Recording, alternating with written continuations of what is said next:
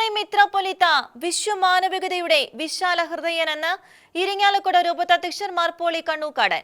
ഇരിങ്ങാലക്കുട രൂപതയുമായി അദ്ദേഹം എക്കാലവും സഹോദര തുല്യമായ സൗഹൃദം പുലർത്തിയെന്നും അപ്രൈം തിരുമേനിയുടെ വിയോഗത്തിൽ ഇരിങ്ങാലക്കുട രൂപത സ്നേഹാദരപൂർവമായ അനുശോചനവും പ്രാർത്ഥനകളും നേരുന്നതായും കണ്ണൂക്കാടൻ പിതാവ് അനുശോചന സന്ദേശത്തിൽ അറിയിച്ചു. സമസ്ത ജനവിഭാഗങ്ങളെയും ഉൾക്കൊള്ളുന്ന വിശ്വമാനവികതയുടെയും വിശാല ഹൃദയത്തിന്റെയും ഉടമയായിരുന്നു പൗരസ്ത്യ കൽദായ സുറിയാനി സഭയുടെ ആർച്ച് ബിഷപ്പ് മാർ അപ്രൈം മെത്രാപ്പൊലീത്തയെന്ന് ഇരിങ്ങാലക്കുട രൂപതാധ്യക്ഷൻ ബിഷപ്പ് മാർ പോളി കണ്ണൂക്കാടൻ അനുസ്മരിച്ചു. 5.5 പതിറ്റാണ്ടിലേറെ അദ്ദേഹം ഭാരതത്തിലെ പൗരസ്ത്യ കൽദായ സുറിയാനി സഭയെ സമർത്ഥമായി നയിച്ചു. അടിയുറച്ച ആത്മീയ ആചാര്യൻ, സുറിയാനി ഭാഷാ പണ്ഡിതൻ, സഭാചരിത്ര ഗവേഷകൻ, ഗ്രന്ഥകർത്താവ് തുടങ്ങിയ നിലകളിൽ അദ്ദേഹം സഭയിലും പൊതുസമൂഹത്തിലും വ്യക്തിമുദ്ര പതിച്ചു.